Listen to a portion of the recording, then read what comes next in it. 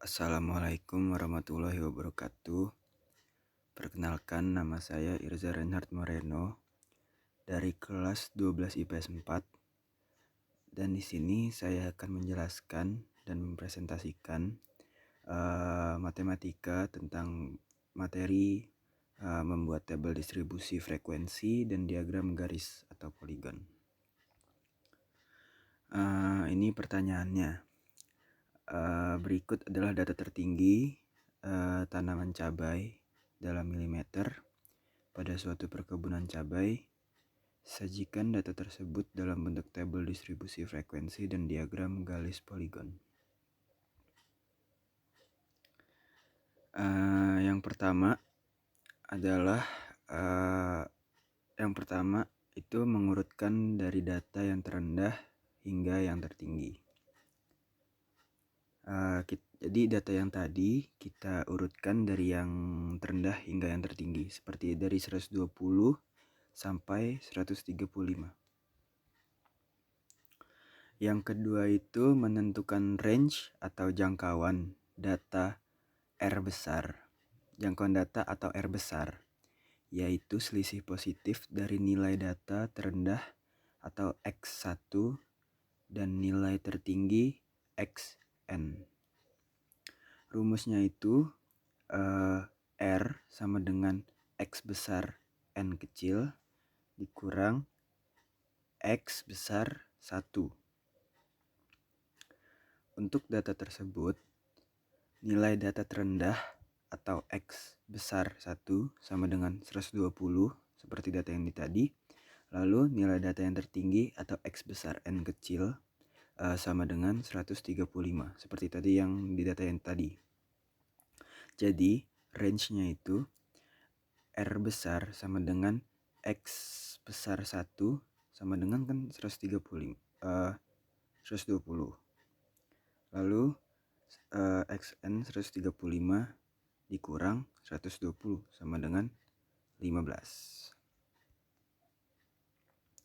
Lalu selanjutnya nomor 3, menentukan banyaknya kelas interval atau K besar. Banyaknya kelas interval biasanya antara 5 sampai 15 kelas. Namun, terdapat rumus pasti untuk menentukan kelas interval, yaitu aturan Sturgeon. Rumusnya yaitu K besar sama dengan 1 ditambah 3,3 log N, atau ada berapa jumlah angka. Dari data yang ada, N sama dengan 40. Ini saya jelaskan. K besar sama dengan 1 ditambah 3,3 log 40. Lalu di bawahnya lanjut lagi 1 ditambah 3,3 dikali 1,6. Lalu bawahnya lagi 1 ditambah 5,28. Hasilnya sama dengan 7. Jadi K besar sama dengan 7. K besar itu banyaknya kelas interval. Lalu yang keempat, menentukan panjang kelas interval atau P besar. Rumusnya itu P besar sama dengan R per K. Dari data yang ada, R sama dengan 15, K sama dengan 7 yang tadi. P besar sama dengan R per K. Lalu bawahnya 15 per 7. Lalu sama dengan 2,14. 2,14 itu dibuatkan lagi ke atas. Jadi P besar sama dengan 3. Nah, ini adalah tabel distribusi frekuensi. Nah, nomor 5 itu menyusun tabel distribusi frekuensi data berkelompok.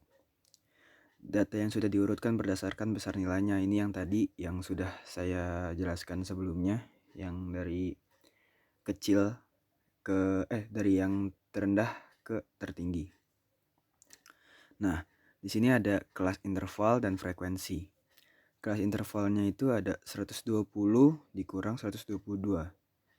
Terus 123 sampai 125, 126 sampai 128, 129 sampai 131, lalu 132 sampai 134, lalu 135 sampai 137, lalu 138 sampai 140.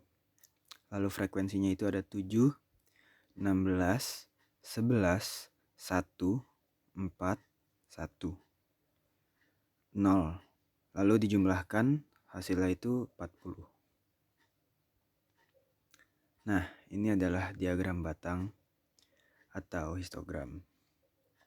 Mencari nilai tepi bawah setiap kelas. Untuk mencari nilai tepi bawah setiap kelas, caranya yaitu nilai awal dikurangi 0,5. Jadi di sini ada tabelnya.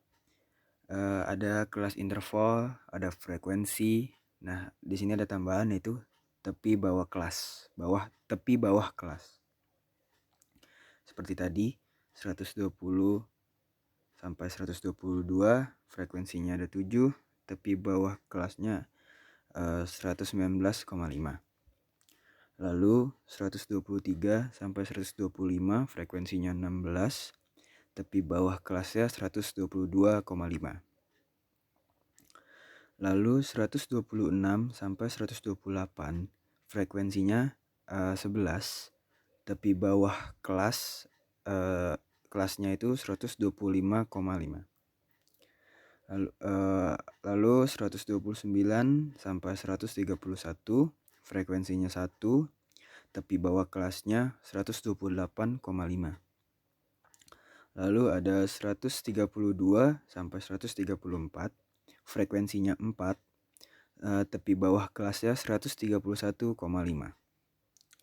Lalu 135 sampai 137, frekuensinya 1, tepi bawah kelasnya 134,5. Lalu 138 sampai 140, frekuensinya 0, tepi bawah kelasnya 137,5. Lalu kita jumlahkan, jumlah frekuensinya itu ada 40. Sekian presentasi materi saya kali ini, materi pelajaran kali ini. Terima kasih.